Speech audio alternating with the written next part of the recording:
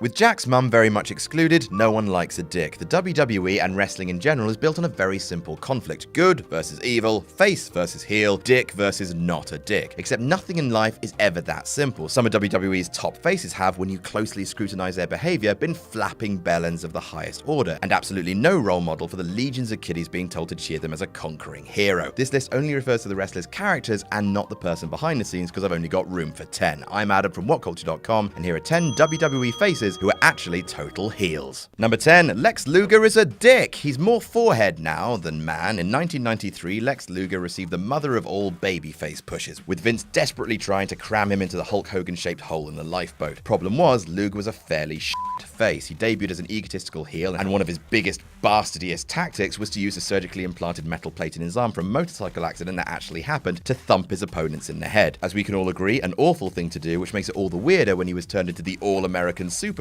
and kept thumping people in the head with the plate in his arm. That's how he count-out won the SummerSlam Championship match against Yokozuna, but he didn't win the title, and then he celebrated like he had. He's an awful, awful bastard. Number 9. Enzo Amore is a dick. The certified G and bona fide stud has a very simple formula for success. Rattle off enough nonsense like a Jersey Shore Dr. Seuss and no one will notice that you're a bastard. So recently, Enzo has been tangling with Rusev with their feud, born of the fact that the Jersey boy got his cock and 2 balls out in front of the Bulgarian's wife, aggressively flirted with her, and then when she entrapped him into attempting an affair, the dude went for it. Sure, he attempted a pale ghost of resistance, but it didn't really take a whole lot of convincing to get him to his keks and ready to break poor handsome Rusev's heart. Shedding weird slang like Urban Dictionary falling down the stairs doesn't excuse the fact that Enzo is a terrible person. Number 8. Eddie Guerrero is a dick. Latino Heat remains one of the most beloved men in the history of the business, due in no small part to his infectious charisma and his unparalleled skill in the ring, and due in no part whatsoever to the fact that even as a face he remained a massive cheating arsehole. He lied, he cheated, he stole, and he told us that every time his music played, but if anything that just makes his dickishness so much worse, that he'll mistreat you for his own selfishness but will always charm you into forgiving him. We've all got a friend like that, haven't we? Someone who says, "Can't trust me, eh? I've got a WKD side," and everyone laughs, and then he buys the next round with money he took from your wallet. In case you're wondering, that friend of mine is Adam Joseph Pacitti. Number 7. Sheamus is a dick. So the main virtues of humanity are patience, generosity, empathy, and also stealing cars. Sheamus was a massive cock even before he started cosplaying as a giant rooster. He had a face run from 2011 to 2014 in which he was so unlikable that he may never be a functional babyface again. He did many terrible things, repeatedly victimizing Ricardo Rodriguez, nicking Alberto Del Rio's car and trashing it, repeatedly failing Damien Sandow's tests of intelligence and responding to his own failings by kicking Damien Sandow in the head. But the absolute nadir was when Sheamus was DQ'd by referee Chad Patton on SmackDown. It was a miscommunication. Patton thought that Sheamus had used a chair and DQ'd him. Sheamus got a bit annoyed and kicked the man full in the skull, injuring him.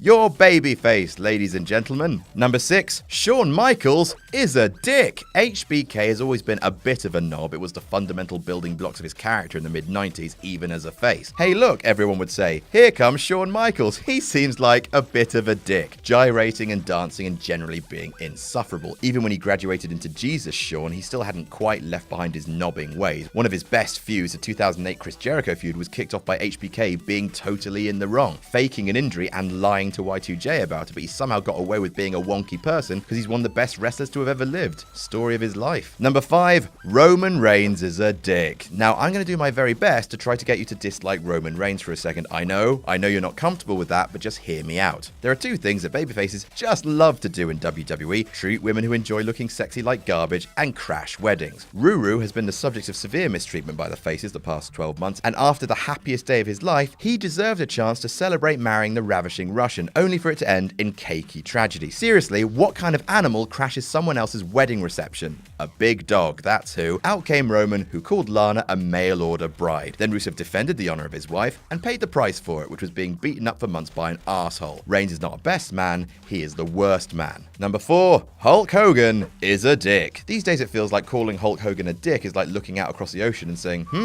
wet that, but that chiefly applies to the Hulk's somewhat deserved reputation for being an alleged scallywag politica behind the scenes. What people might not remember so well is that even before the heel turn that changed the business, the character of Hulk Hogan was still a completely reprehensible person, whether it's pitching not competitor Earl Hebner out of the ring over the heads of wrestlers and onto concrete, pushing the Giant off a building, the constant raking of the back, stealing Bret Hart's opportunity of a rematch against Yokozuna at WrestleMania 9, or the cherry on the cake, being eliminated from the 1992 Royal Rumble completely fairly by Sid, but then for reasons known only to the god of dicks, grabbing him by the arm and helping to pull him out like the sorest of losers. I bet you don't even say your prayers or eat your vitamins, you sod. Number 3, John Cena is a dick. We've done an entire list about the times John Cena, the bastion of American values, was a total helmet, so let's just play the hits. You've got refusing to stop beating people up in I Quit matches even after they've quit, dumping poo on AJ and Ziggler, slapping John Laurinaitis and Michael Cole around with a disturbing lack of human mercy, clotheslining refs for literally no reason, making out with Zack Ryder's girlfriend in front of him, and ruining Rey Mysterio's first and only WWE title run by immediately wrestling him for it, despite Ray having already wrestled once that night. I really think Cena's next t-shirt design should read, hustle, loyalty, f***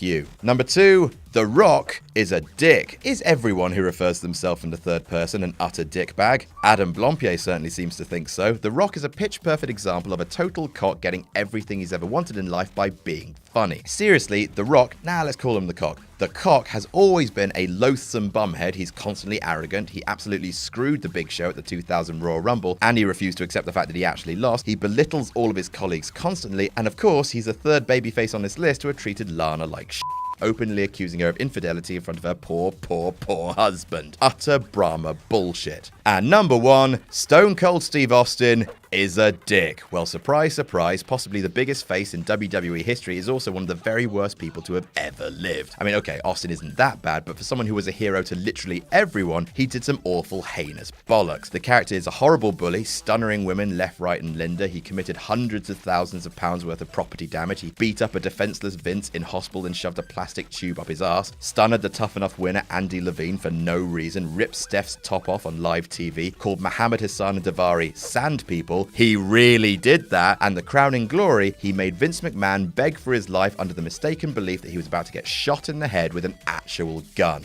What a dick. And that's our list. Did we miss any out? Tell us about it in the comments. Don't forget to like, share, and subscribe. You can follow me on Twitter here and call me a dick. I'm Adam from WhatCulture.com, and I'll see you soon. We're never going to stop doing magazines called wrestling. It's time for issue 4, the first magazine of 2017. And to celebrate, we're looking back on the wrestling year that was, including end-of-year awards for best and worst matches of 2016, best and worst wrestlers of 2016, best and worst feuds, and many more. Also, a gigantic career retrospective on AJ Styles, Dixie Carter's crimes against wrestling, and how WWE should have booked the road to WrestleMania 2016, written by this sexual Catherine Wheel. As ever, the magazine is available now to order at shop.whatculture.com. For the love of God, buy it.